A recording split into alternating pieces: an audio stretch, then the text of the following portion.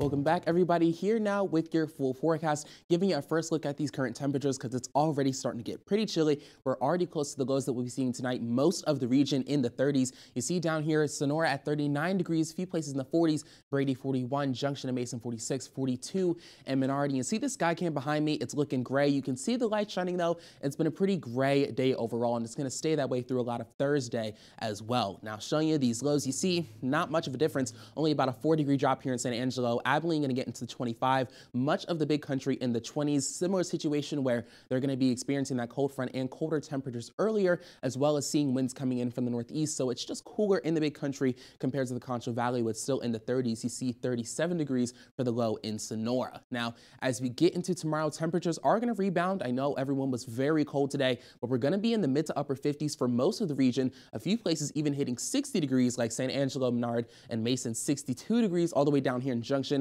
They're always having a good time in there. It's always a little bit warmer. You see the mid 50s here in the big country, 53 degrees up here in Abilene. It's about the lowest temperature that I'm seeing so far. Now, over these next couple of days, we've gotten through 2 of our weather events so far, right? We had our first cold front. We had the winter precip. We've got one more cold front that's going to be coming on Thursday evening, and it's going to bring a light chance of showers with it, particularly for those of you in the southern Concho Valley. And then as we get into Friday, temperatures will drop a little bit from the cold front. You see 55 degrees.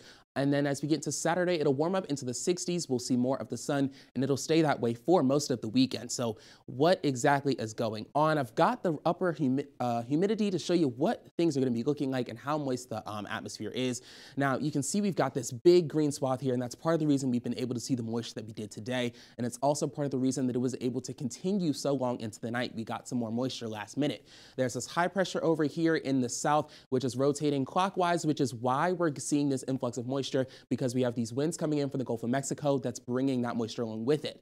Now, as we get into Thursday evening, you see we're going to have this cold front, and you're going to have a lot of greens here as we get into it. See this dark green here, and that's why that rain is going to be possible when the front passes through. But by the time you're at work tomorrow or on Friday morning, you see 9:30 here, it's going to be dry. And as we get into the rest of the weekend, it's going to get bone dry, to the point that Saturday could even have some elevated fire risk, because of course, when you have dry conditions and a little bit of wind, it's very easy for a fire to spark. So hopefully we won't see any of that.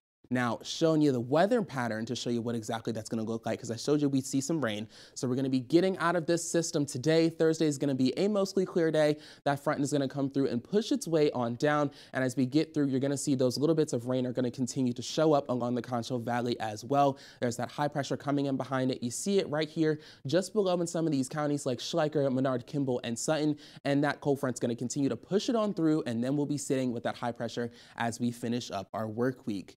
Now, as we finish up with our 7 days, you see it is going to get sunny despite the little bit of clouds and rain that we're going to see on Thursday. And as we get into next week, you see we're going to warm up for the weekend. We're going to warm up into next week, you see, in the 70s before another cold front drops us down by the time we get to Wednesday. Now, Tim, I know you love when we have warm weather here, so definitely get pumped for Monday and Tuesday. Yeah, those are perfect conditions. The weekend headed into the early part of the week. I've got to ask you something, though.